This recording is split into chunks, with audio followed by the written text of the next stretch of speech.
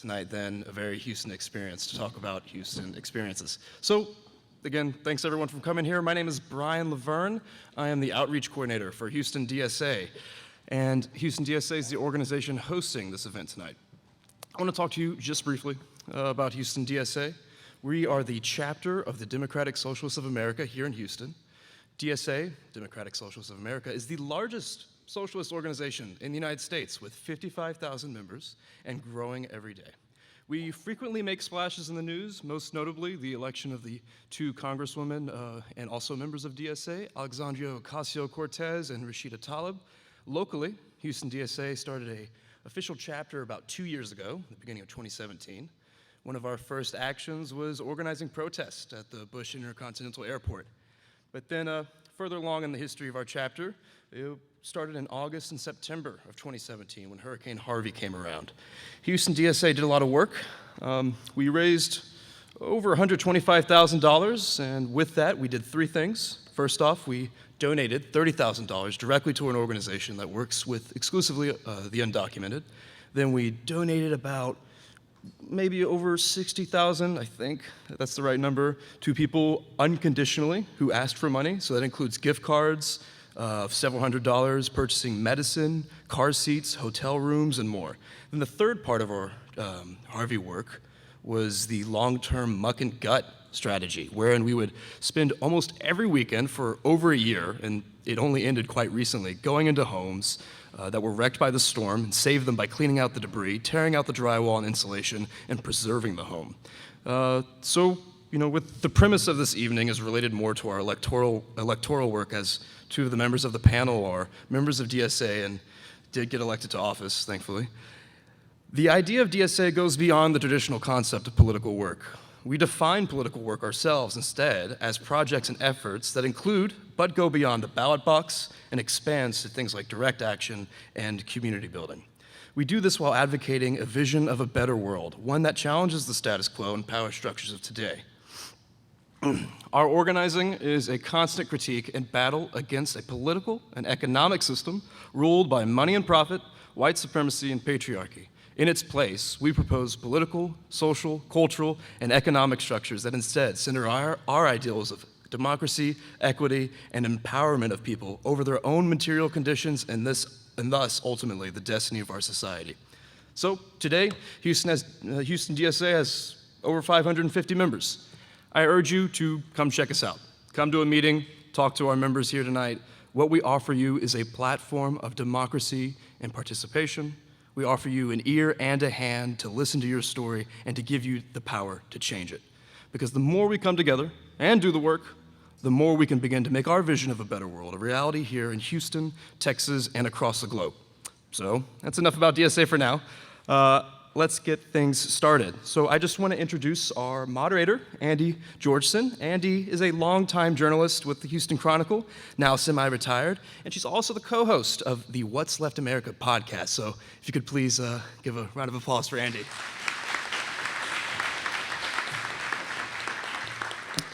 Hi, welcome, good evening. Thank you all for coming. I'm really pleased to be moderating, and I am going to moderate. I'm going to make introductions and kind of keep the traffic going and get out of the way. I say that, but I know I have opinions, and I might share one or two. But I want to do a quick introduction of our panelists. We have Franklin Bynum here. He is a member of DSA and the judge of County Criminal Court number 8. And I'm going to skip you, Alex, briefly. Tarsha Jackson is the Criminal Justice Director of the Texas Organizing Project. And at my far left is DaSean Jones, who is Judge of Criminal Court number 180 and also a member of Houston DSA. Our speaker is Alex Vitale. And he wrote a book that I read in 2 days. I needed to read it so I could know what he was about, but also it was really a very interesting, anger-making, but clear explanation of what the country is up against in terms of policing and really over-policing in this country. And not only does he lay out the problem very clearly, but he's got some good solutions too. And say the name of your book, please. The End of Policing. So easy to remember, except for me. The End of Policing. So Alex is a professor at Brooklyn College professor of sociology at Brooklyn College. He's going to come up and talk for about 30 minutes, tell us about the end of policing and why we need it, and then we will have a panel discussion, and then we'll have some question and answer session. So, Alex.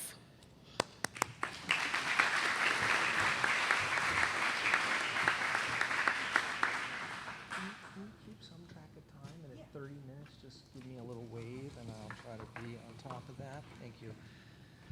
All right, good evening, everybody, and I'm so glad that the weather didn't scare you off. I can't complain because when I woke up this morning in Brooklyn, it was 2 degrees out, so I'm very happy to be here despite the rain. I'm especially excited this evening to be here because for people who don't know, I'm from Houston. I grew up here in the 70s and early 80s. I was born here in the mid-60s. And my mother, I went to some of the same schools as my mother, which was very unusual at that time. Boom City, everyone was new to town. But so I have deep roots in Houston. I brought my 7-year-old along with me. She's staying over at my sister's house tonight with the cousins. But I'm also very excited to be here with DSA. And this is about the 7th or 8th DSA chapter that I have spoken at in the last year, and I have several more coming up over the next couple of months.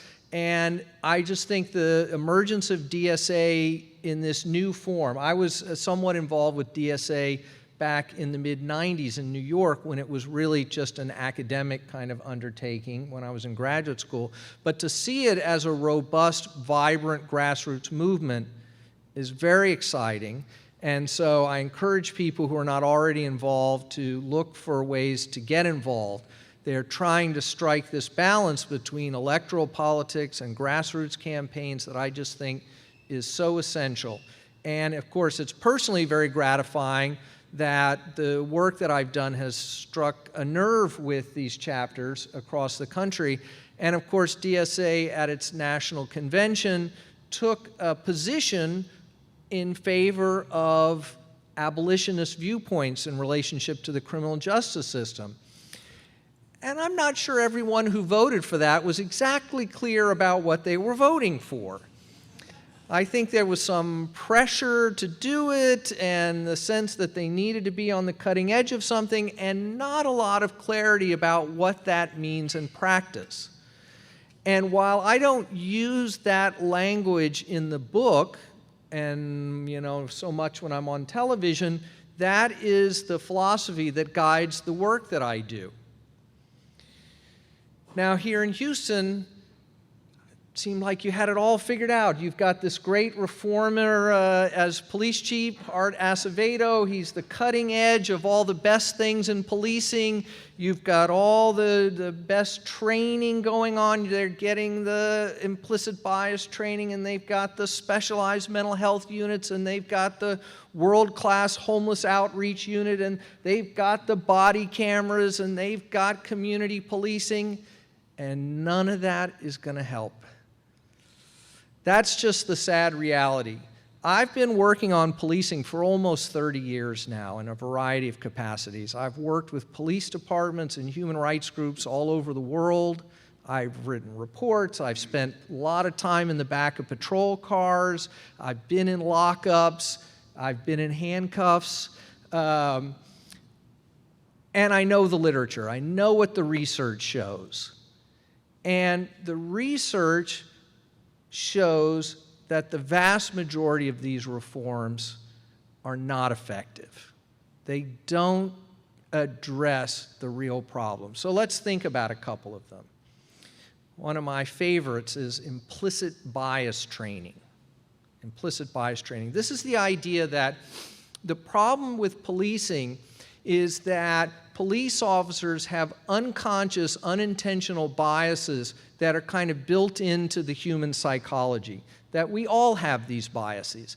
And this is based on psychological research where they put people in front of monitors and they give them little buttons to push and they show them different images of people, and in the aggregate, in a big gathering together of people, they will find statistically a preference for lighter skinned faces over darker skinned faces measured in these little millisecond responses. And that somehow the fact that there is this aggregate response means that the way we solve the problems of policing are to somehow address this unintentional bias. So a lot of problems with this. First of all, the research is no good.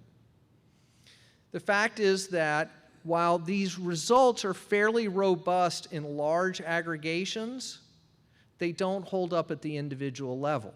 If you give an individual the test more than once, the results are not at all consistent. They're all over the place. But they got a bigger problem, which is that they've never been able to show any connection between the scoring on the test and actual behavior. Not in a research setting, not in a real-world setting, not in relationship to hiring decisions, policing decisions. They've got no evidence that the measurement of implicit bias actually changes people's behavior. They got a bigger problem. It assumes that the problems of race in policing are completely unintentional. But there's plenty of explicit racism in policing. And no one wants to talk about that. We want to call it implicit because then nobody's at fault. It's all a big accident. This is why politicians love it. This is why police chiefs go along with it. But it doesn't really make sense to me to say that, well, all the problems of policing are because of racist police officers. It especially doesn't make sense in a lot of big city police departments where a majority of officers now are non-white, where a lot of the leadership of these departments is non-white. This is the problem with the idea that if we just hired a more diverse police force, policing would get better. Every single study ever done shows that this is not true. The diversity of the police force has no effect at all on arrest rates, civilian complaints, abuse complaints, civilian deaths. It has no effect at all. Because there's an even bigger problem, which is the problems of race in policing are not about the individual discretionary decisions of specific officers in specific situations.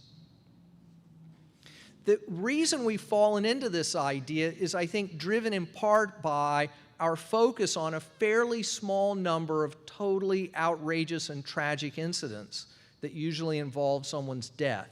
And we try to figure out, well, what could have prevented that specific incident, or who was at fault? What went wrong there? But what this misses is the fact that the problems of race and policing are built into everything the police do. And the problems of policing are not just a handful of egregious killings, but a massive problem of over-policing. Yesterday, the Vera Institute of Justice released a report, the first time we've really begun to get national arrest data aggregated into one data set.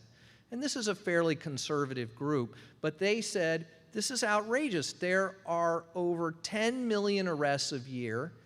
80% of them are for nothing. And 1.5 million of them are for low-level drug possession. And that this serves no positive social purpose. So we can't fix the problems of policing by just preventing a handful of horrible deaths. The problem is so much bigger than that. It's about the tens of millions of unnecessary, punitive interactions between police and the public that don't accomplish anything. And a huge percentage of that is driven by the war on drugs. We've had a war on drugs for over 40 years. Drugs are cheaper, easier to get, and of higher quality than they've ever been. We got overdose rates through the roof. Any young person in America can get any kind of drugs they want anytime they want them. By any conceivable measure, the war on drugs has done nothing to improve public health or public safety, because it was never designed to do that. It was never about that. It was a cynical political strategy to drive white voters in the South out of the Democratic Party and into the Republican Party. And we know this in part because people who were in the room making these decisions in the Nixon administration have come forward and said it had nothing to do with drugs. It was about the politics of race in the wake of the Civil Rights Movement. And the war on drugs has always been about the manipulation of racial animus under the banner of saving the kids. No kids have been saved. But millions have been incarcerated and had their lives ruined. And the solution to that is not to give narcotics units anti-bias training or body cameras or teach them to be nicer to people in the community. Because a totally professional, unbiased, low-level drug arrest is still going to ruin some young person's life for no damn good reason. It's pointless. We don't need nicer, better trained narcotics policing. We need an end to the war on drugs.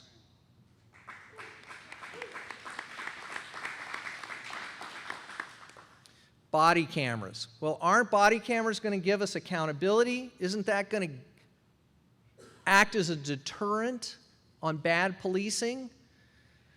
Well, I was kind of agnostic initially. There's always a possibility it'll have some effect, but I always said this kind of an accountability mechanism is only going to be as successful as the underlying institutions of accountability are. And the fact is that we don't have any. Even where we have civilian complaint review boards and robust 1983 litigators who sue the police, none of that has ever shown any impact on day-to-day policing. The big settlements, the individual officer who gets a few vacation days dinged off of him doesn't change the policing. They did a big study in Washington, D.C. that I think really put the nail in the coffin in this for me. If you think about body cameras, it's asking us to do a balancing act, to sacrifice a certain amount of privacy in exchange for an enhancement of police accountability. Because the cameras are everywhere. You're going to be on them in your car, if they come into your home, walking down the street, they're everywhere. And they control the footage. What we found in DC, they did a big multi-year experimental study, kind of the gold standard. They gave some neighborhoods cameras, other neighborhoods didn't get cameras, similar demographics. Turns out, no difference. They couldn't find any measure where the presence of body cameras made any difference. Arrest rates, complaints, abuse, killings, it made no difference. But the Washington, D.C. police said, but we love them. We're going to keep them. We're going to give them to everyone. Why? Because we use them for evidence gathering.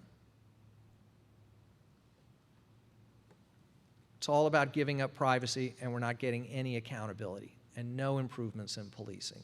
So I think we have to be extremely skeptical about body cameras, and at the very least, there's no reason why the police should have control of the footage.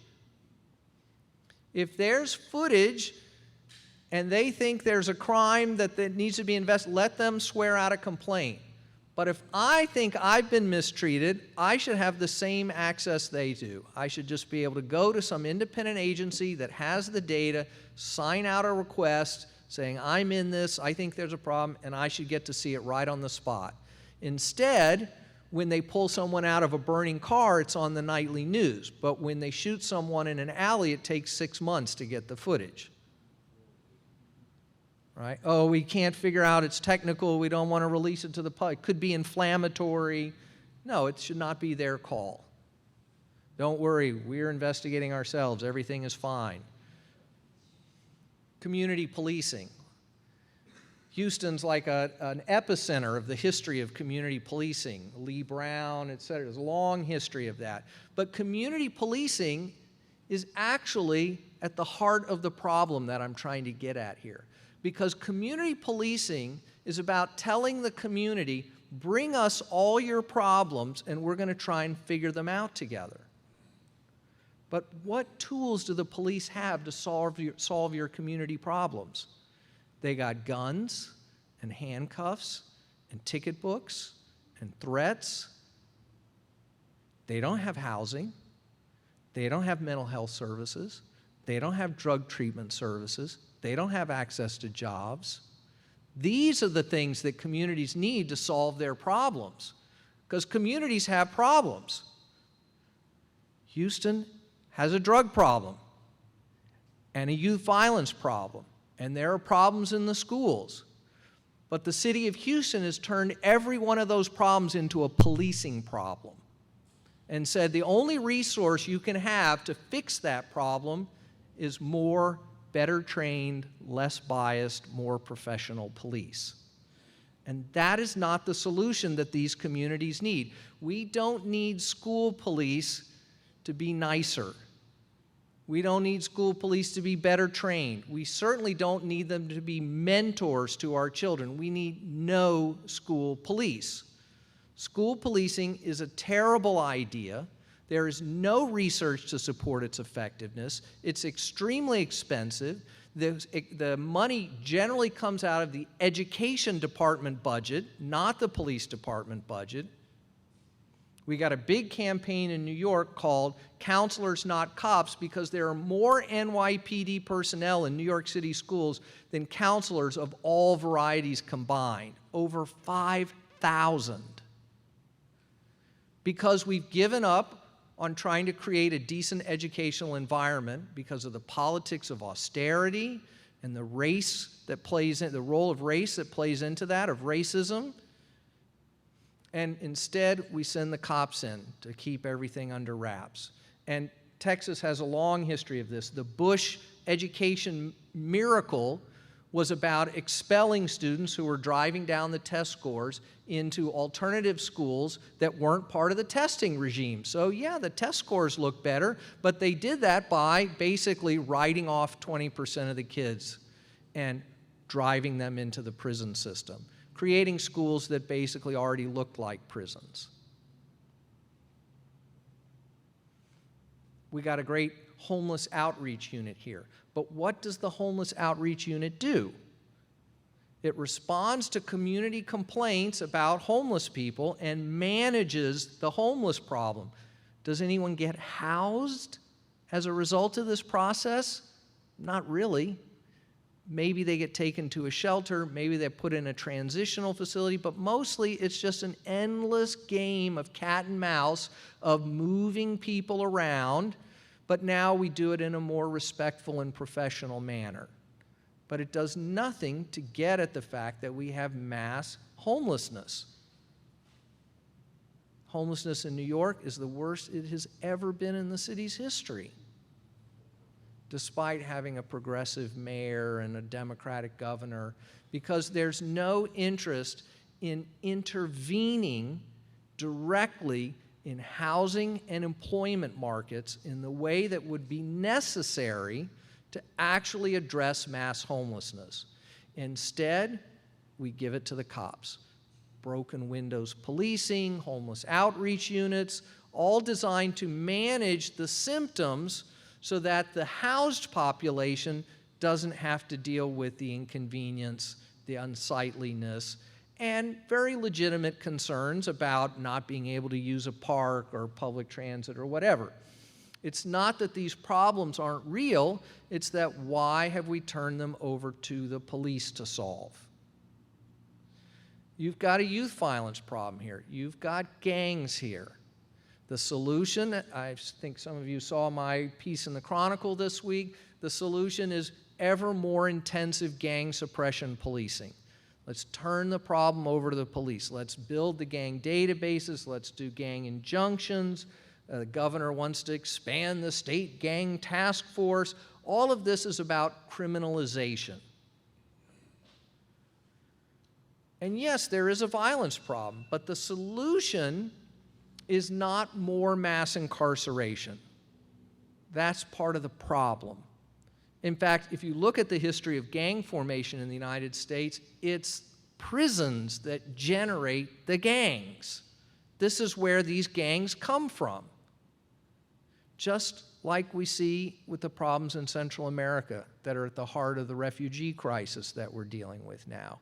It's an American-made problem driven by a politics of mass incarceration and never-ending retribution. Our criminal justice system has lost all sense of what justice is. It's become a giant revenge factory. Why? Because we're caught up in this politics of austerity that says that the only way forward economically is to subsidize the already very successful, in hopes that somehow their unfettered growth, success, and wealth will magically trickle down to the rest of us. I've been a public employee for 20 years. I'm still waiting for my trickle down. For them, it's essential that social problems be defined as ones of individual and group moral failure. It's essential. Because the alternative would be to acknowledge that they're the result of market failures and government inaction and the failure of the rich to pay taxes. And so by defining them as individual and group moral failure, the solution is a series of punitive interventions, because that's all these people will understand. There's no point in trying to help them because they're fundamentally immoral. They're the evildoers. And that's the dynamic that leads to gang suppression policing. By labeling them gangbangers, we have defined them as beyond the pale, less than human, the evildoers, beyond redemption. And so the only thing to do is to lock them up for as long as possible, to write them off.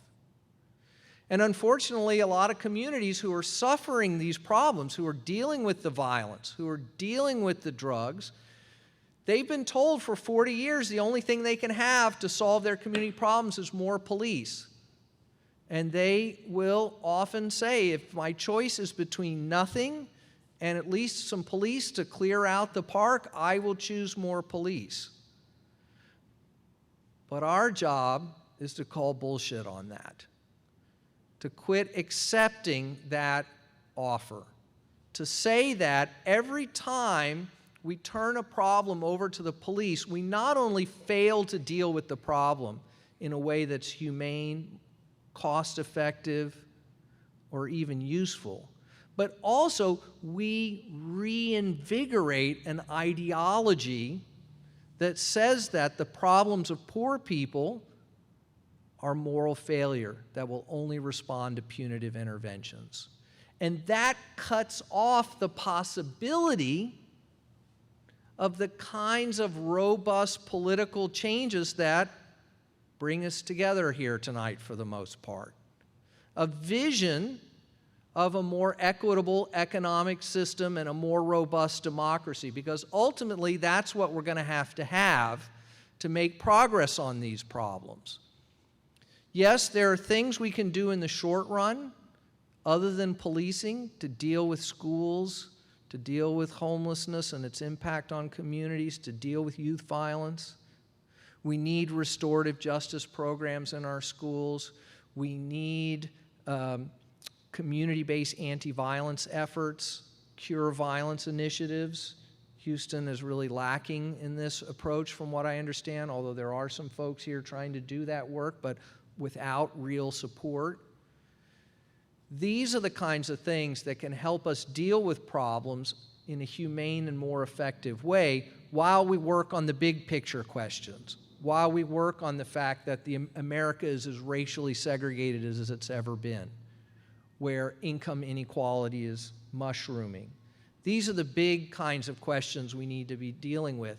And every time we empower the police and prisons as the solution to our problems, we make that job that much harder. How am I doing? You 5 minutes. 5 minutes, okay. So let's think about this term abolition for a second. Sometimes people say, well, let's start by imagining a world without police, and wouldn't that be wonderful? Or they say, you know, all cops are bastards and we just need to get rid of all cops and that'll be the solution to our problem. Well, that's never been the approach that I've taken. And there is a growing national movement of folks who are interpreting abolition as a process of kind of investing and divesting.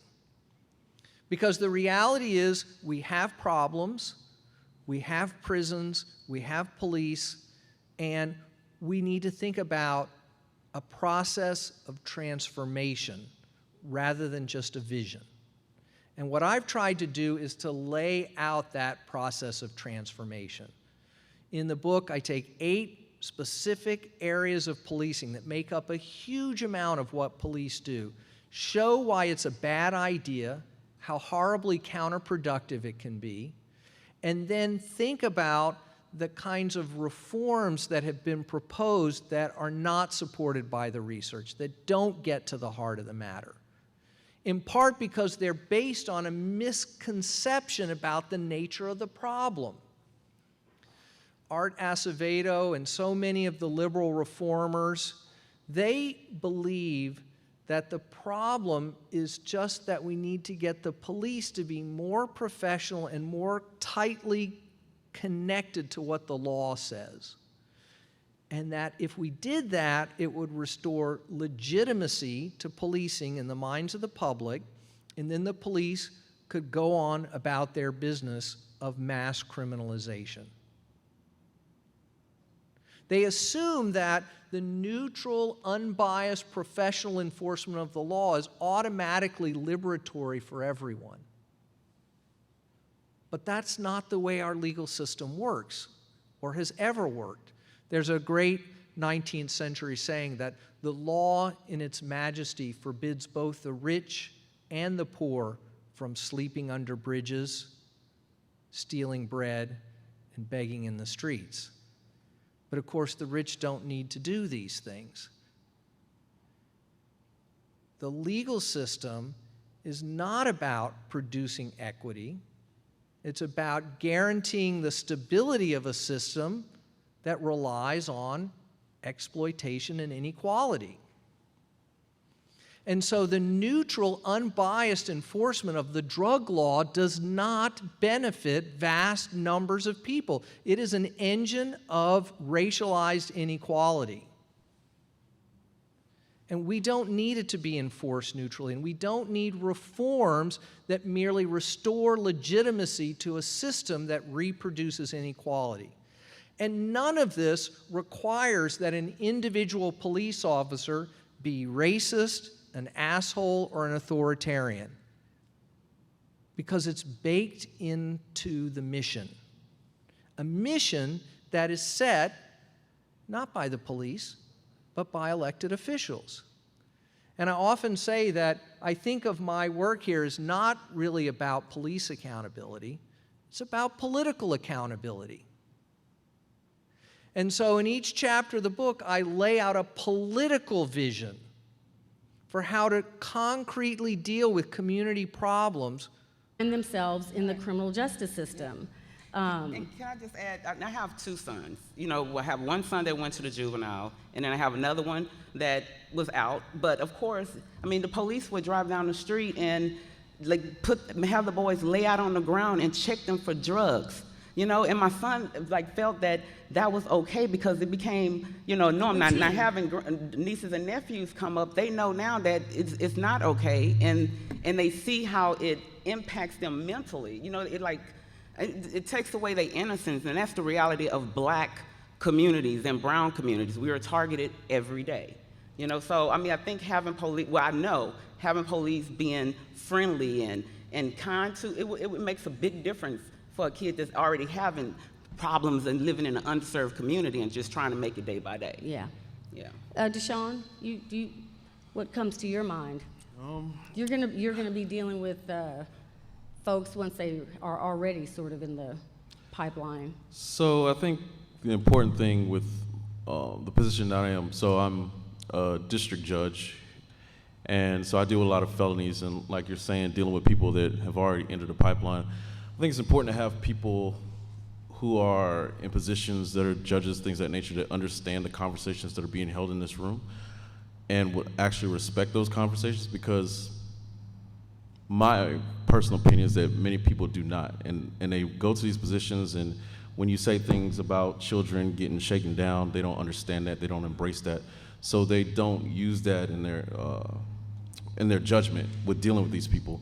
And I think that's the beauty of myself, because I do understand it. I've had people, including myself, shaken down, stopped for this reason or that reason, your car is too nice, so I understand those things that people go through. And I'd like to go back a tad. It would seem oftentimes that with certain agencies, they want to enforce the law through lawlessness. She was talking about subpoena power and things of that nature.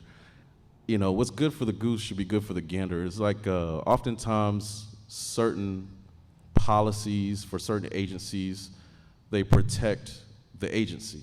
But when you flip it and it's the defendant or the person that's alleged to have conducted the crime that has not yet been convicted, those policies and procedures are not there. They don't get those same protections. I think that's one of the biggest issues with policing. Anytime you have a police force or agency that wants to affect the law through some form of lawlessness, violating the law, cutting corners or things like that, I think that's a huge problem. And for some reason, they're automatically forgiven for it.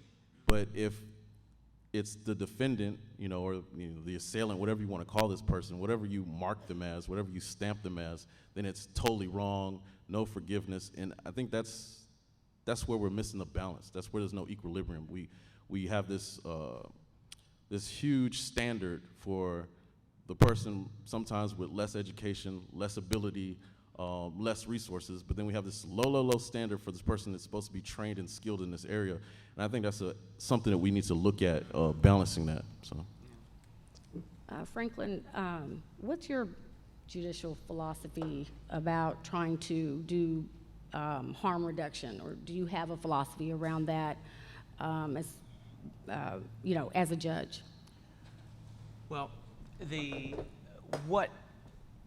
thing that spurred me to run in the first place, and is bail, right? We have, in fact, I'm appearing in federal court tomorrow morning for the first time as a defendant. But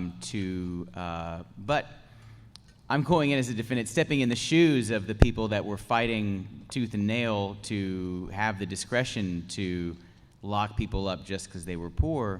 And I'm going in tomorrow and saying that I and my colleagues have voted to end that system, and it takes effect at the end of February.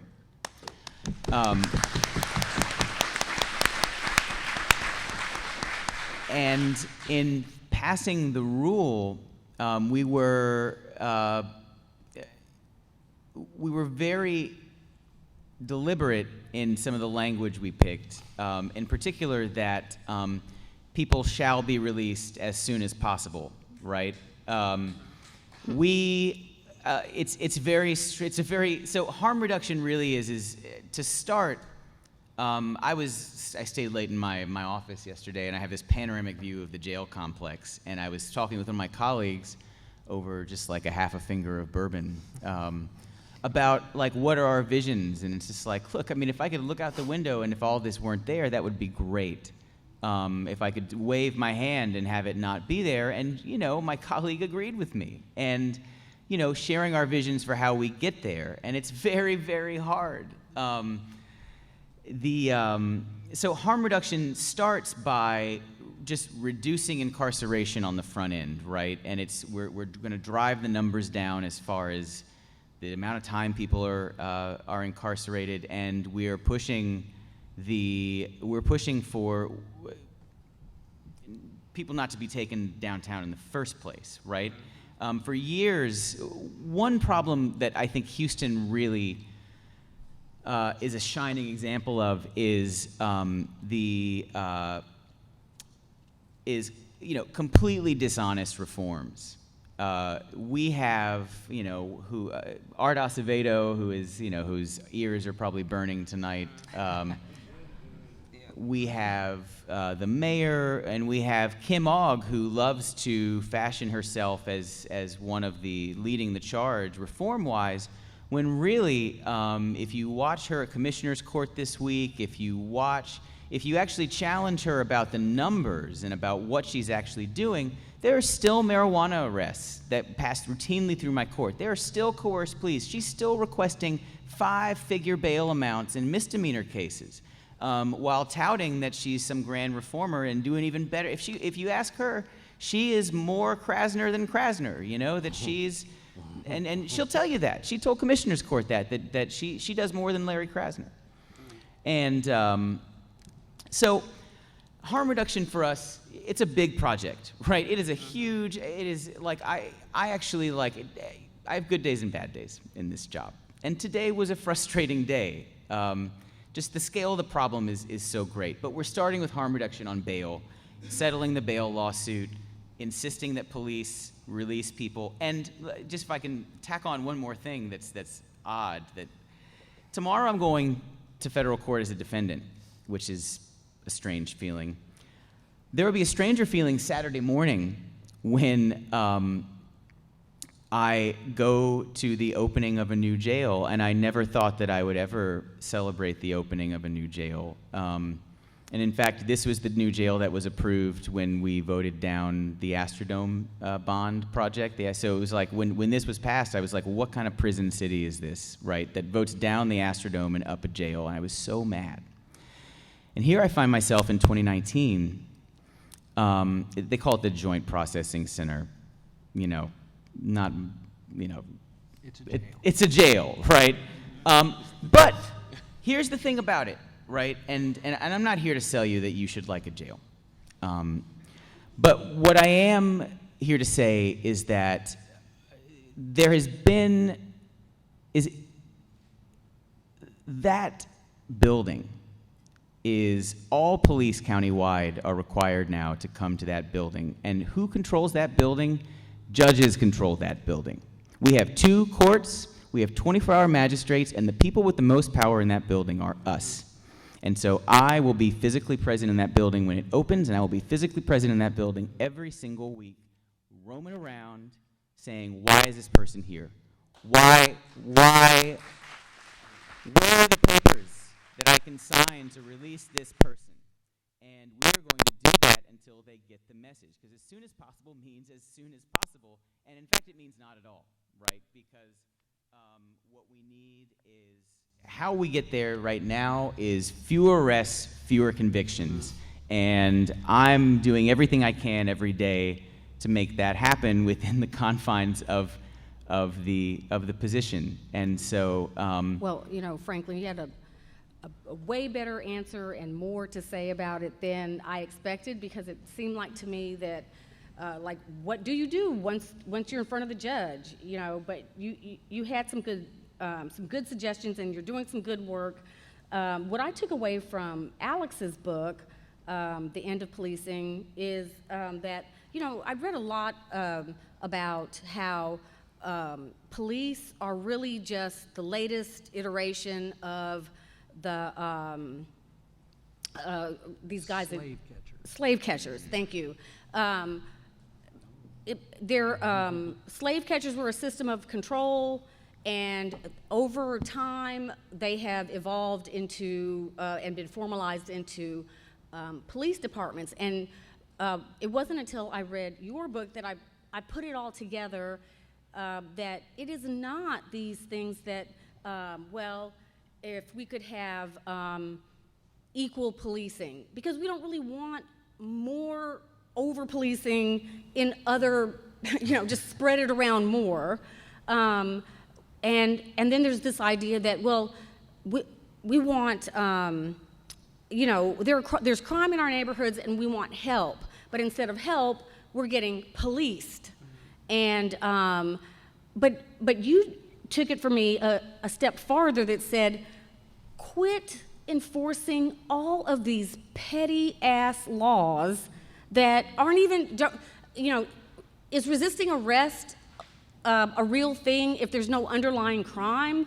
It's just the police, it sounds like a police officer that just got pissed off.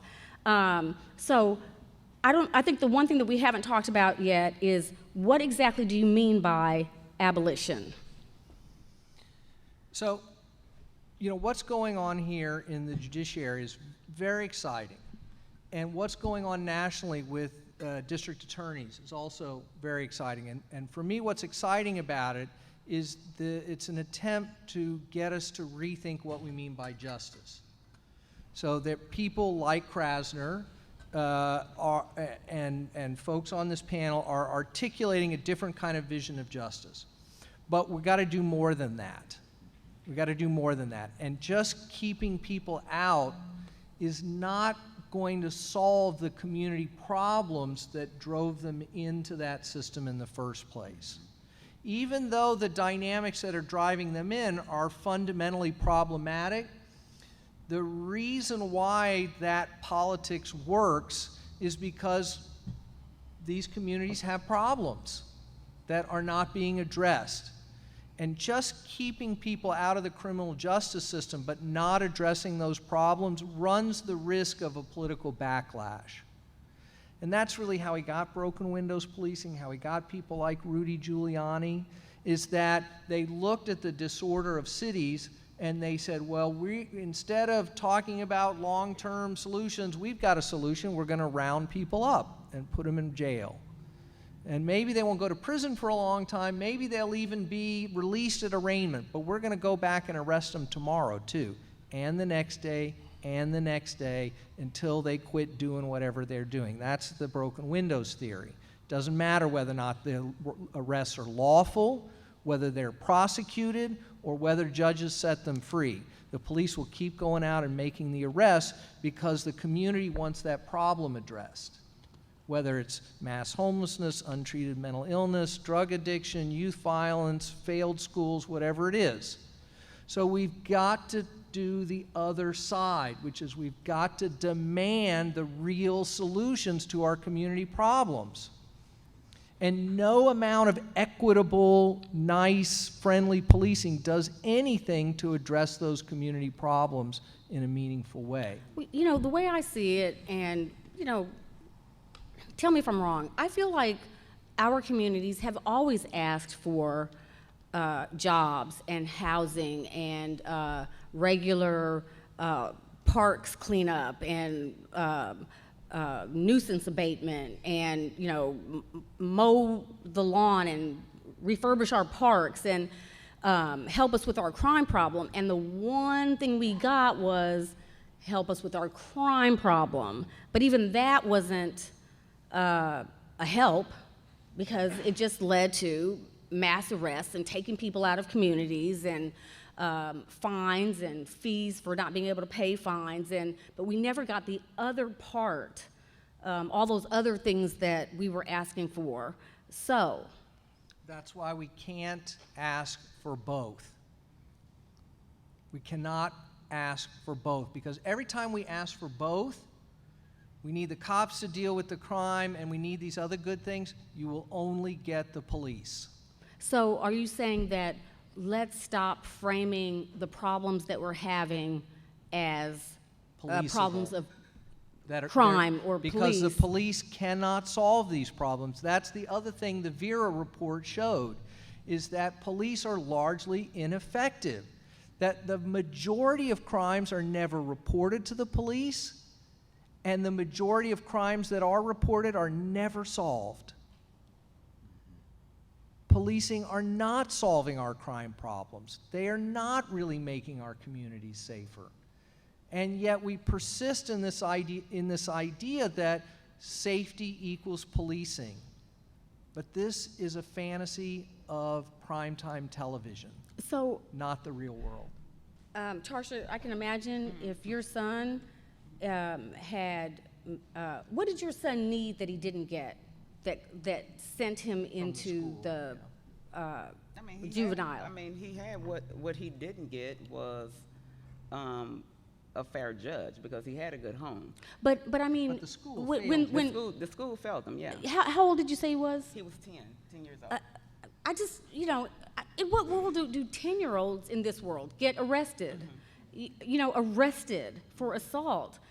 So what should there have been in the school to deal with him if he was frustrated or aggravated or, if he couldn't... In-school suspension. That's why we went to detention or in-school suspension. We didn't go to jail when we were kids. Yeah, we did not go to jail when we were kids. We got some pops or whatever, but not go to jail. And look, as you're talking about the broken window policies, one of the things that we've been doing here in Harris County since Sandra Bland is fighting these policies. We put together a 7-point policy platform that focused on the bail reform, the whole getting judges elected and the district attorney elected and the chief and the sheriff. Well, the chief is the mayor, but we help get the mayor elected as well as the sheriff. And that whole idea is to get people in office that share our vision that locking people up for petty crimes is not helping our community. It's it's tearing our communities apart. And so from my experience, when my son was arrested, it was that front end, that pre-trial, that actually, caught when our life spiraled out of control. So putting policies in place that will keep people out of jail, like the bail reform, implementation of cite and release. That's a law that was already on the books, but they haven't been implemented. Now it's being implemented now that we got judges. But it took trial and error to realize that it's the final policy makers that can help us change this. Of course, it's really not police, it's these judges that can put some things in place that will keep people out of the jail that don't need to be there. So, DaSean, how well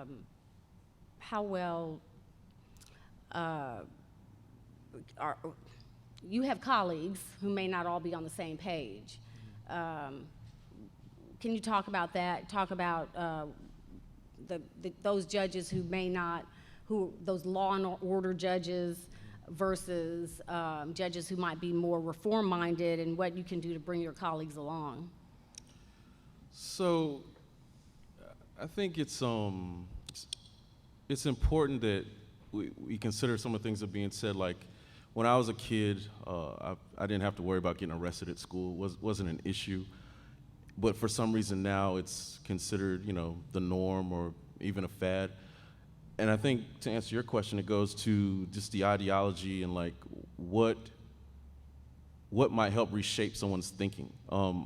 Many people I feel in Harris County, the statement is "Don't mess with Texas." That's where we're at with it, right? And I feel that people that are interested in reform and change need to take the time to, read books like this, The New Jim Crow, Slavery by Another Name. Books, you have to take the time to intellectually invest in something that's different from what you're being taught. Because, again, here in Houston, it's "Don't mess with Texas," which boils down to 10-year-olds, 7-year-olds being arrested. So to answer your question again, for anyone that's truly looking to reform or go towards progress, it's just going to take conversation and education to get there. Because what's being placed in the media and television, these shows about law enforcement, every law enforcement officer is just this great guy, and every criminal is just this gangbanger, and all these labels and stereotypes. That's not going to get us there. It's going to take a lot more conversation and a lot more reading. And then it's also going to take, what she's saying with the judges, it's going to take voters. Voters are going to have to start really, truly vetting, these people, these candidates. Because a lot of these candidates, they're going to hear the voters say, I want reform, I want justice, and so they're going to get in front of you and say, I want reform and I want justice, and you may or may not believe it, and then they're going to get elected and not do what they said they're going to do. So it's going to take people calling them out, and honestly, it's going to take a lot of bravery because, I'm sure Franklin probably agrees with this. Many of our colleagues probably don't really like us. I mean, it's like, and, it's sometimes it might be hard to get a lunch date. But that doesn't really bother me. But that's what we need. As far as reform, you need to educate yourself, read the books, have the conversations, and we need voters to really vet people and hold them accountable. That's the biggest thing. If you don't hold people accountable, like for me, for instance, like track me down, fire me if you don't think I'm doing what I'm supposed to be doing. I'm happy with that. And the bravery part, I was telling another colleague, I won't mention their name, but some people are very fearful to some of the elements in Houston that other larger, powerful groups are beholden to. And I ran my campaign, and I'll say this today, and I'll keep saying it. I plan on having one term because I plan on pissing a lot of people off. And I'm not beholden to anyone, and I just feel like I'm going to do what I said I was going to do. And you have to be careful, again, with who you elect. I can't say that enough. Be very, very careful. And if they're not interested in panels like this, they're not interested in the discussions, and all they can say is reform and change and reform and change. But then when you go and look at articles, you see that they're asking for more bonds and doing all kinds of other crazy stuff. They're lying to you. So keep that in mind. Thank you. Yeah. I sure appreciate what you said about being willing to be a one-term judge, because, I've heard the criticism that, well, my heart is there, I want to do the right thing, but I'll never get reelected if you went to Congress, or you're sitting on the bench, or you're, in any elected position, you have the power, and now use it, or else what else did you come up there for? But the thing is, okay, behind you, hopefully you won't be a one-term judge if you do the things that, if you do it right, or wrong. If you do it wrong, hopefully you still, there's gotta be people behind you so it doesn't matter, okay? So you got rid of that one? Well, here's two more. Well, here's two more, here's two more. I mean, easy for me to say, I'm kind of retired, but I think that is true, the vote. Okay, questions? Yes, sir.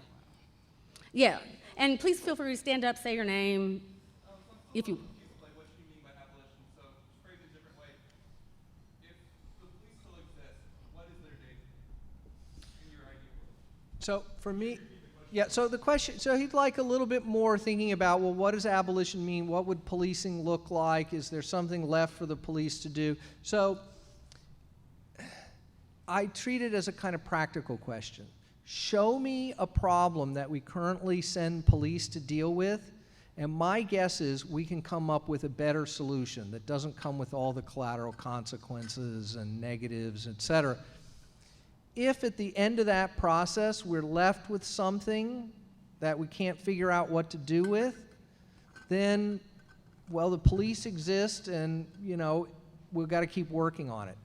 And I would just say also, there are powerful people who will use force to take advantage of people. Now, most of them are on Wall Street, but some of them will use guns, will use other things to try to take advantage of people. And in a complex society, we need some ability to respond to that. Is that police? Certainly it's not what we have today. So I just think we have to figure it out. The trick is to have a set of principles that guide this process. And I encourage people to look at critical resistance, which has a nice sort of flow chart on the difference between reforms that just re-legitimate the system and reforms that lead to real community empowerment and better individual well-being. So, my principles are we should try to do no harm. We should try to treat people with as much dignity as possible. We should do things that we have some reason to believe that they'll work, that there's some, I don't want to overstate scientific evidence. That's a huge problem too. But what we have now doesn't meet any of those requirements. There's no evidence it works. It treats people with as little dignity as possible. It's extremely expensive. So those are the kinds of principles that guide me. Rather than starting with the premise, we can't possibly have any police or prisons. I see my friend Amy Zachmeyer in the audience. She was on a panel that I moderated not too long ago about women in politics, and from that panel, she may remember that I like things that can fit on a bumper sticker, because I know that there's one party that's good at being able to put something on a hat or a bumper sticker, and I know when I think of abolitionists, I know what the abolitionists stood for. They wanted to end slavery. So let's all be thinking. What, we need to be able to put on a bumper sticker or a hat or a t-shirt, what do we want? I don't know whether it's like no over-policing. I mean, whatever. Okay, so in fact, Amy has a question. I don't know if it's not going to end up on the stage because it's going to be long, and y'all know I talk a long time. So I spent 5.5 years working in the child welfare system, and I spent time as an investigator who would go out and look at allegations of child abuse and neglect, and then I spent some years working with children who have been removed from their family. And I tried to be, I cared about helping families, right? That's why I was there. And a lot of the things that I think that when I envision like restorative justice or helping society, I envision a lot of the things that I went to child welfare to do. But then whenever I work in that system, I know that that system is broken, it's underfunded, it's set up in a punitive way. If you don't do what the state tells you to do, we're going to terminate your parental rights. That kid's dead to you now. If you don't do what the state tells you to do, we're going to remove your children. We're going to put them in a foster home where they're going to get abused. It's like we don't fund foster families. Once we get involved and we try to do all these things to fix the problem and give families what they need and help people move forward, we end up destroying that often. And so I tried to stay in it, and I tried to figure out how could I make this the job I need it to be, and I ultimately had to leave because the system is so broken and it was breaking me too. And so my question is how do we make a system that fixes people where it doesn't get ruined by the state's involvement in it? And also a big reason why the state's involvement is a problem is the way it's funding and its privatization. And so do you believe that the vision that we're looking at for the end of policing can happen in a capitalist society? Okay. The punchline at the end there. Okay, so you've discovered the truth, which is that system is not about helping families, it's about managing problems, to just churn that system, to keep a lid on it, to keep it from spilling out into the rest of the society, and it's never been designed, despite the best intentions of people who work within it. It lacks any of the basic resources that would be necessary to actually achieve those positive outcomes, because it's built on the assumption that those resources cannot be made available. So given that there's no possibility of fixing the problem, what can we do to manage it? So is it possible to have a child welfare system that is actually interested in the welfare of children and has the ability to do something about that in a capitalist context? I mean, the short answer is yes. There are plenty of capitalist countries where children do not grow up in poverty.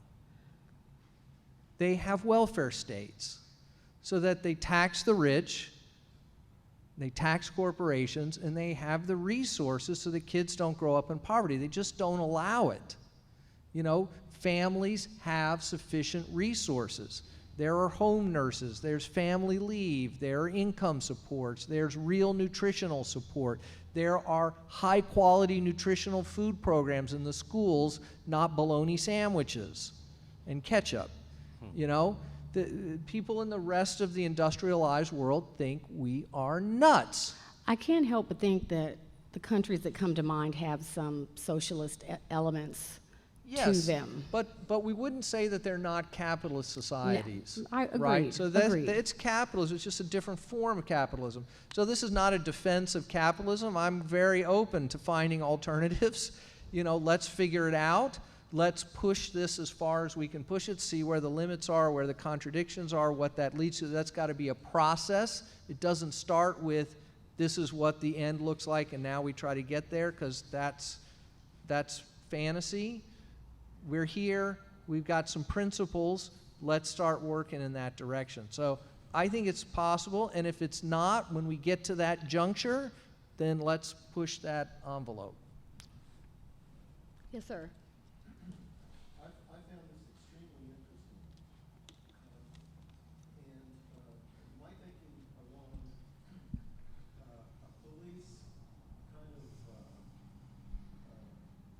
blame scenario has to include, the police, in my thinking, are the gear, and the DA is the engine.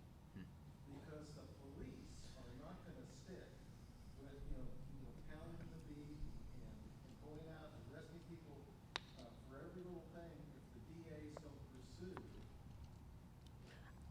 I'm afraid it's not I'm- true.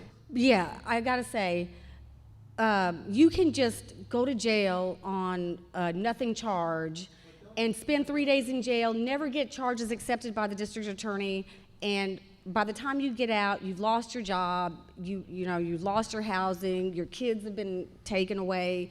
There's real harm. I know what you're saying, but I really believe that a lot of people are picked up and they can't get bail, they stay in jail, and then their lives really are going to a downward. Probable cause when they're in the room, and I guess an attorney that's representing now in the probable cause hearing, and a defense attorney of some sort is alongside the defendant. I don't know if this is the case or not. It wasn't a couple of years ago or a year ago, but wouldn't that probable cause hearing look for a way to either incarcerate somebody or let them go? Isn't that the part of the DA? Right. So if you don't mind, I have a bit of a different viewpoint than this because, you are the question. I think to restate the question, I think isn't the DA driving this also, right? And in Houston, yes, because we have a system that's different than basically any other big city in the country, in that every police officer on the street, when they have the person in handcuffs, what they do is they call DA intake. And it's actually the prosecutor at the office that is telling the officer to proceed with the arrest or to terminate the arrest. And so the DA has absolute control at the street level of whether people are being arrested. And so a lot of these reforms, these so-called reforms, like Kim Og defiantly at Commissioner's Court, really encourage y'all, if you have 40 minutes to spare, to look up Kim Og speaking at Commissioner's Court this week. So does the DA drive this in Houston? Yes. Well, this is the biggest city that we have this big of a direct. It's the direct DA intake system, right? Now, let me tell you, and this is a great opportunity to tell y'all something that maybe was not even in the Chronicle, which is that Kim Og went to Commissioner's Court this week and asked for $20 million and to expand her office by 100 prosecutors. And the argument she made to Commissioner's Court was that she needs more prosecutors to file fewer cases. And Adrian Garcia joined with the 2 Republican commissioners to authorize this expenditure. Because he was like, wow, I didn't know you were doing all this great stuff. There's all this great reform stuff. That sounds great. She was like, we have all these cases that we filed. It's out of control, and I need all these prosecutors to look through them and dismiss them. That's what I need the prosecutors for. And so, when DaSean talks about holding people accountable, it's like it's the drudgery of watching those Commissioner's Court meetings, because the Chronicle's not telling you, right? And so the DA is driving it, and police and prosecutors generate these these records, these convictions, this pain, right? And the more there are of them, the more pain there's going to be. I'll just say that, though, in much of the country, there is a disconnect.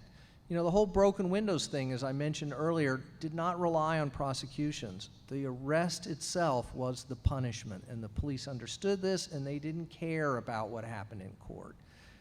Yes, the DAs are making a difference in some places in feeding back a little bit to the police, saying, well, we're not going to charge any of these marijuana cases, so quit arresting them.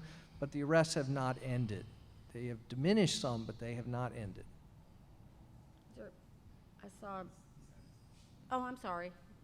So, my question is that what you brought up, but also the previous question.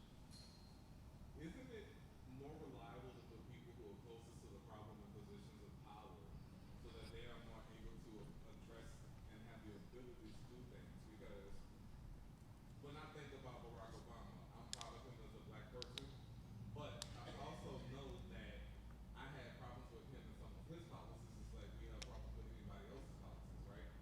And I say that because there are people who don't understand that blackness is not a monolith. And so when we pick the black people, can we pick some black people who are poor and from the hood, not somebody who graduated from Harvard, not someone who has proximity to Jack and Jill? You know what I mean? Because I've been sitting here listening, and the conversation has literally cycled for the last 10 minutes between white people. So I'm going to say this once. The question is, how do you feel about putting people closest to the power? Closest to the problem in power, one. And number two, can we make sure that we're putting the people in the room that's closest to the problem to the front of the line when questions are being asked?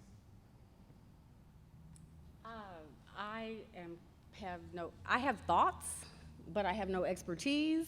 But, you know, an observation that I will make is that I do think that the activism level in the country right now is high.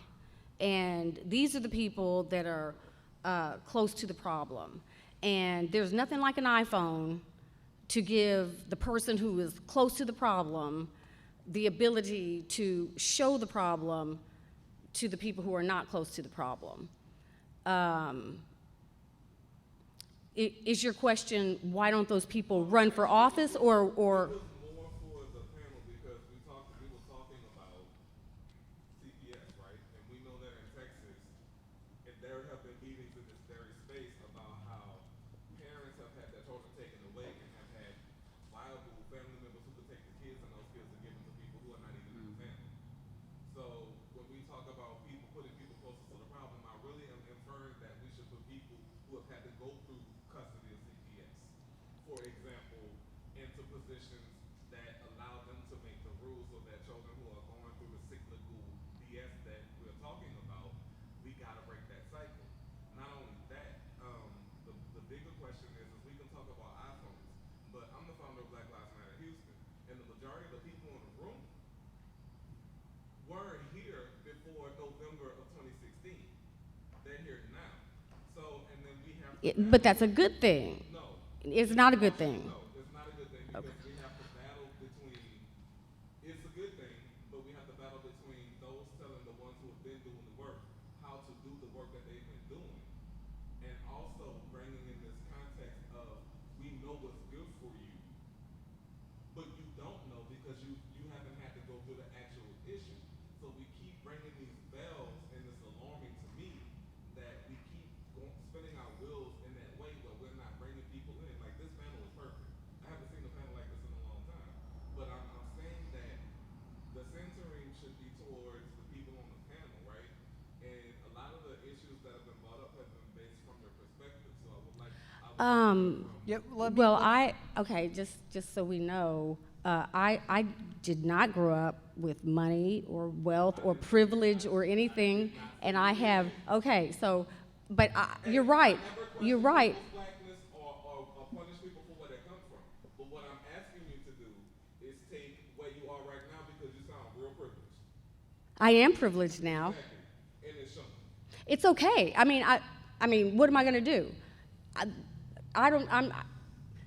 My I am happy to defer to the panel. Well, let me just say something about this. So I've been doing the work for almost 30 years in the trenches. And to me, I have to be accountable. And the way I do that is I talk every day to organizations that are made up of people who are directly affected.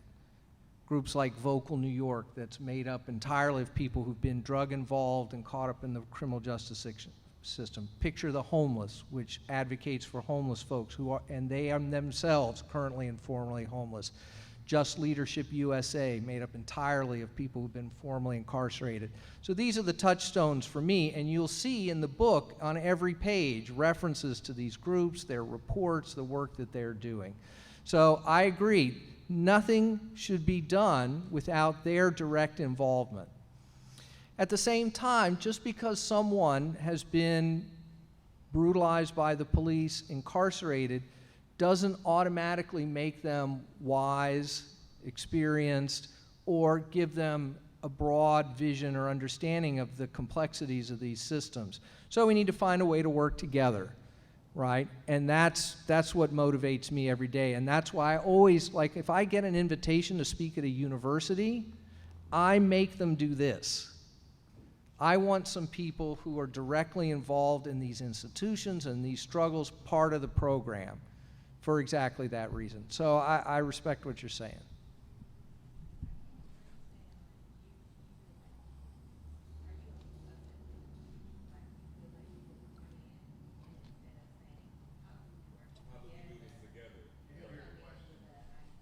So she's just trying to, sorry, because I have the microphone. But I can project my voice. Okay. So I was asking this gentleman, you know, because I can kind of understand where he's coming from, but trying to understand where the real issue is rooted.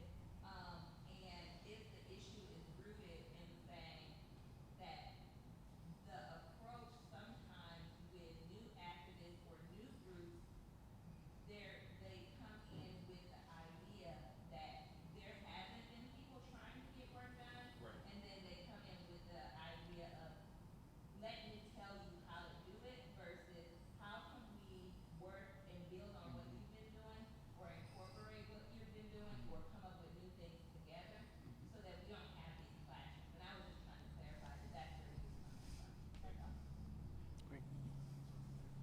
Yeah, I think next. But, and I can add, so as top of what Sasha, right, just said. So like top, of course, we're a membership organization. And of course, we didn't work on criminal justice issues. Now, I started, you know, when my son, you know, working on criminal justice when my son was arrested. And then when I came to top, I was working more on, you know, Harvey and, not Harvey, it was Ike and other, you know, city issues. And so the Sandra Bland incident happened in 2015.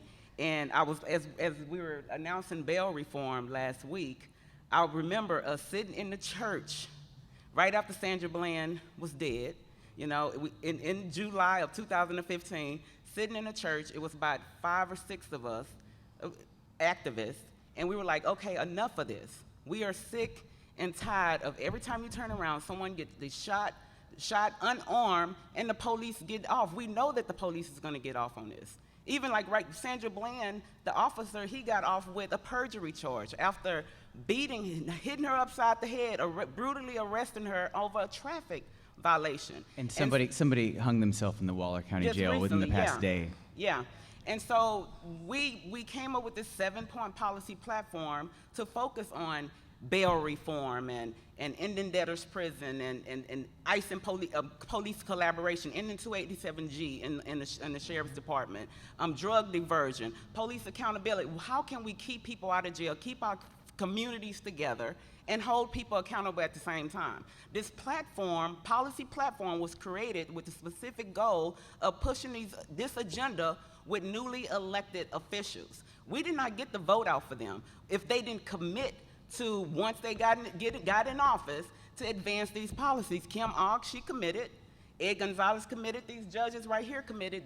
They are doing exactly what they said they're going to do. And so this is the beginning of a a community movement. I mean, we meet regularly about these policies, and as we remove a policy, we add something else that, you know, that we need within our communities, whether it's more resources for the public defender's office, because right now the public defender's office is only 5% of the budget, and so we need more public defenders representing our people. And so, right, and so this is what the community is doing, and I understand what Ashton is saying, because when people do come in, it's like, okay, we've been busting our butts for the past 5 years, but what you're saying is the information we need to kind of move what we're working on further. And so I'm really glad that we're having this conversation. I need to read the book, I'm sorry, I haven't read it. But you're talking, what we're talking here as community activists and black, brown communities that's trying to change things here in Harris County. Thank you. Yep.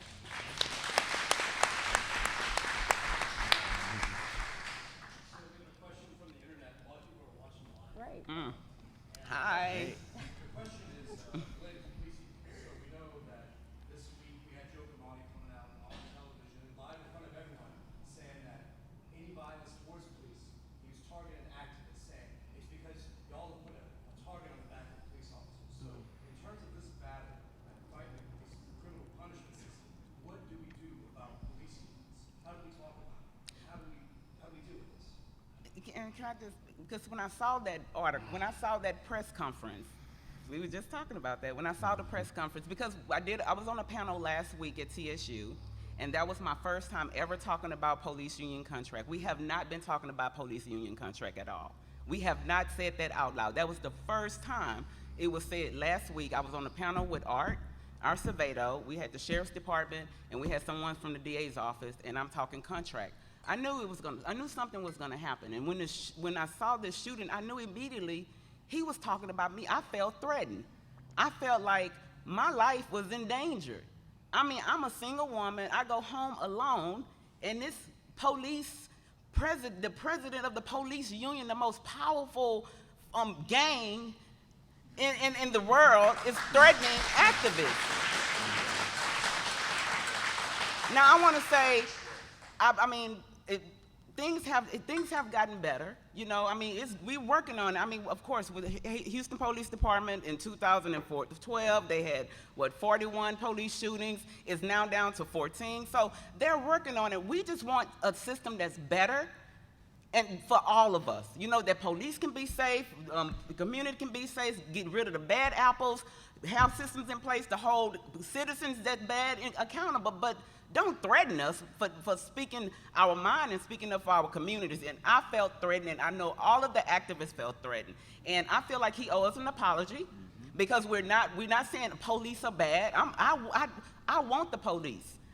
We need people to protect us, but we don't need them over policing our communities and destroying our families. We need it done right. And so the 7-point policy, and we're constantly working on it. We don't have all the answers, but how do we get where our children can live in their communities without being harassed by police who's targeting them, thinking that they're gang members and so forth. And so I was offended by that. You said Art Acevedo was sitting right there He too? was sitting right next to me. And he had nothing to say?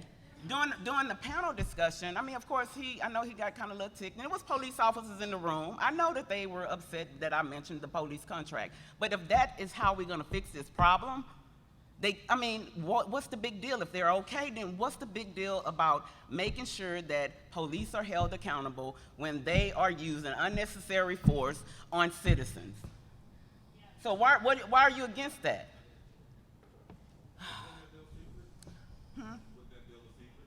It was, and of course, it was done. I mean, the meeting confers are not public knowledge. They do it without the community input anyway. So it's just, if we want a partnership, we have to put some stuff in place, policies in place, to where there's a true partnership, transparency with community and our police department. I think we gotta understand the police are not a monolith, and while my criticisms of policing are very broad, we can still differentiate. There is a difference between the kind of reform mindset of an Acevedo, and I have criticisms of those reforms and where they go to, but that's still different than this kind of thin blue line mentality that we see with many of the unions, which is a particularly toxic kind of attitude, and should make clearer to people how pointless a lot of these reforms are because, right, their problems are not implicit. They are explicit, right, which is that they are politically invested in authoritarianism. Yeah. And they need to be called out on that basis because, frankly, if they had the choice between a non-punitive solution that had real evidence behind it and heavy-handed policing, they would choose heavy-handed policing every time because they believe that's what society needs, is a rap on the knuckles. People need the lash. I'm glad you and said I think that just about the. frankly, it's a continuation of a mindset that people will only understand the lash and we're here to give it to them. And that has to be explicitly called out at every opportunity. I'm glad you said that about the thin blue line because I wanted to say it. This gentleman in the back has been waiting a while. I'm sorry. I'm trying to look from side to side. Okay. Please, go ahead. Oh, you. Good.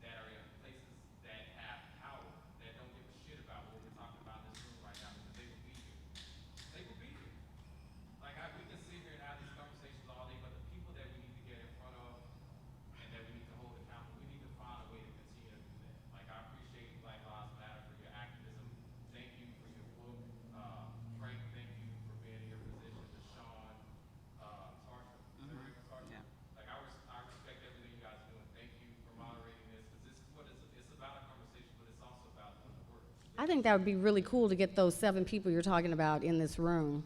We could-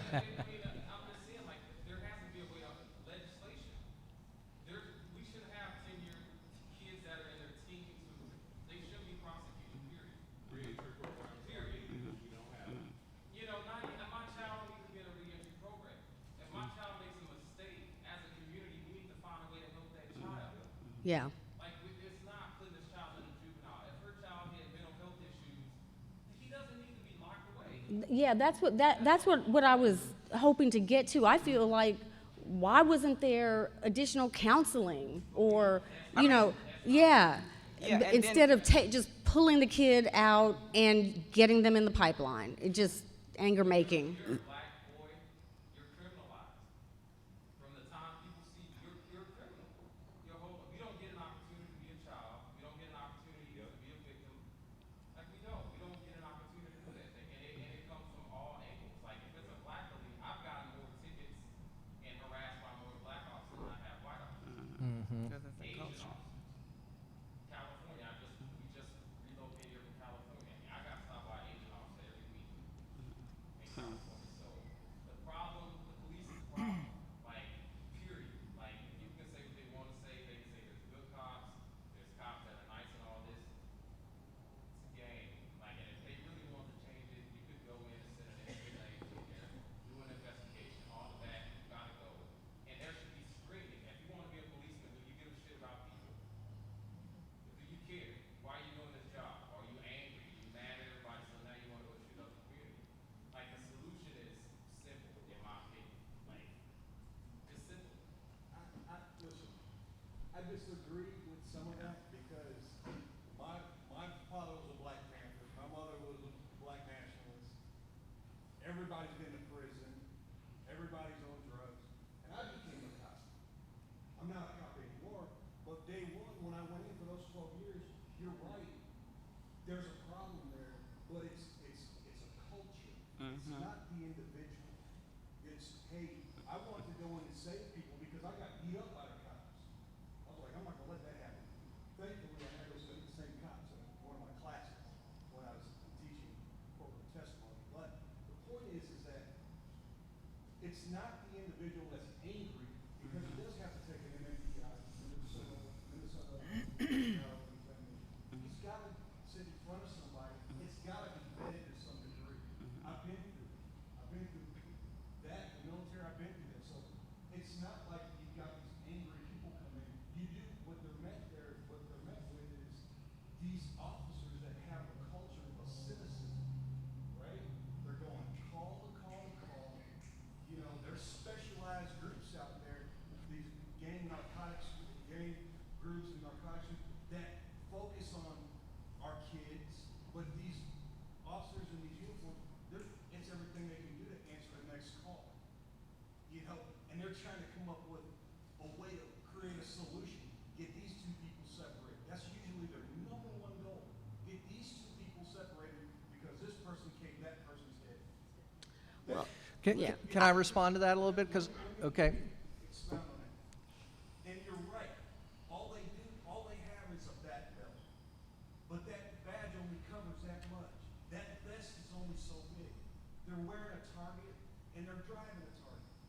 And they're wanting it, and I truly believe, I truly believe, because the people I was with and the people I know truly want to help others. They want to help the community. Black officers, white, I was a Black Police Officers Association. I know.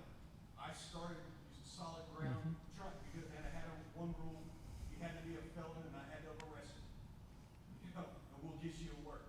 So the thing is, if you give officers the ability, other tools to try to get lights on program, pay a light bill because mama's sitting in the dark with 3 kids and it's the cold, dead of the cold.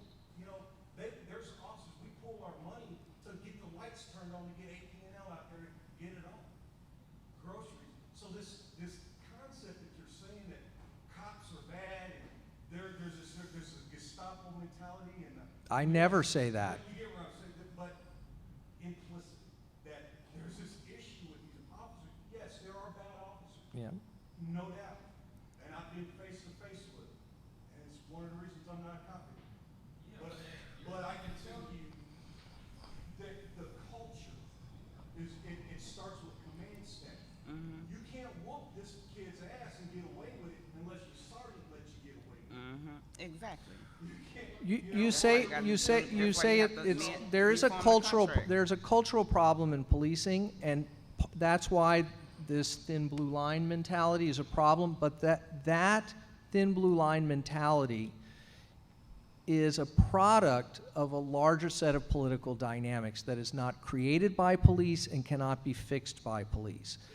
Okay, so I think we're going to be in agreement on that, and you can see my thing is not about vilifying individual officers. I know police officers all over the world, and I agree, most of them wake up in the morning trying to figure out how to help people. But that is not the job. When our political leaders tell the police to wage a war on crime, a war on drugs, a war on terrorism, a war on gangs, they cannot be friendly, they cannot be unbiased, they cannot be what we would consider professional. It is not possible. And the solution to that is not to try to train them to be friendlier. The solution is quit using them to respond to mental health calls. Quit using them to fix the schools. Quit using them to deal with homelessness. Quit using them to police every little minor thing in these communities. And then it doesn't matter what their attitude is because we don't have to deal with them because they're not in our business every goddamn minute of the day.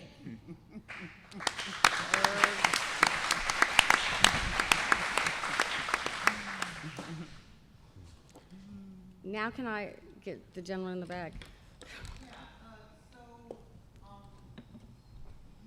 My question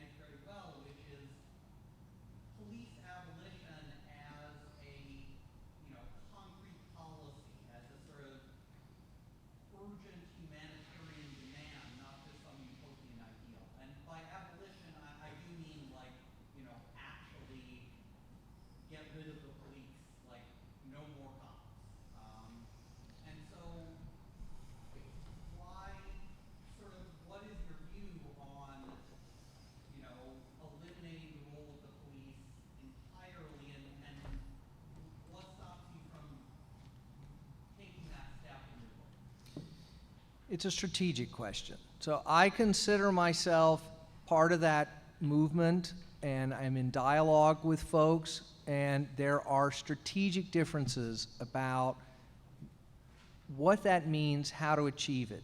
And what I feel like I have done is provided the most practical, concrete program for how to move in that direction. And I don't think there's anything in the book that's inconsistent with that broader vision. But I felt, and I conceptualized this book before Eric Garner died, before Ferguson. I mean, I had to deal with the publisher, been thinking about this a long time. This was not a response to that. This was already in motion.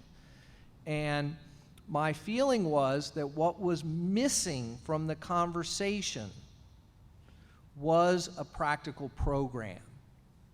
And I wanted to provide it in such a way that it could reach a larger audience.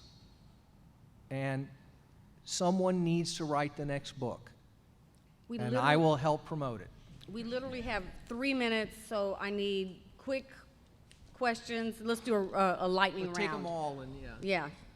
Both you, DaSean and Alex brought up, people watching cop shows and judge shows like Law and Order, and there's also cops, and and also then we have the local media, television media, especially the just service-free public relations to make police look good, and now people just love cops and the lip boots. Like, what can we do about that? Sort of like, if you tell most people that I'm coming to this event, they're just like, what's your problem with cops? Or you see on neck stores and stuff like that. Okay, lightning Yeah, round. next one. Yes, sir, in the red. Yeah, I just wanted to say we should give an idea of the book text on just reading the chapters. Eliminating laws that make things criminal. Yep. Yes. For instance, this is an old goodie, but Ralph Nader says, for instance, I think it's back in 30 years ago, if you had an extra 5 cents to gas tax, then everybody in the United States would be insured. That eliminates the crime of driving without insurance. I mean, some DSA chapters have, replaced red lights.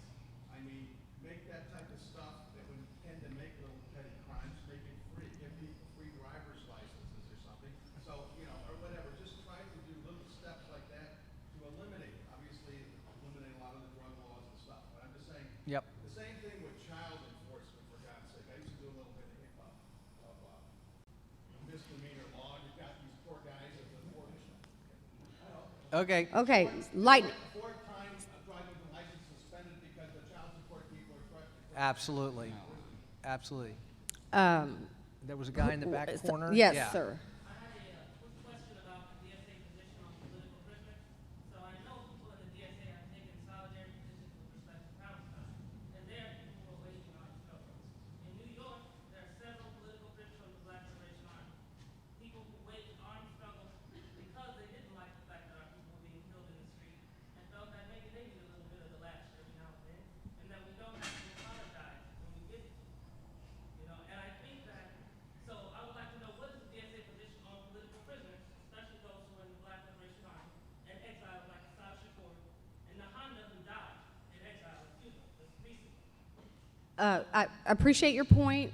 We're going to try to stick Yeah, let to me the police. Or Well, someone may want to, I can't speak for DSA, but so let me just try to address the first two a little bit.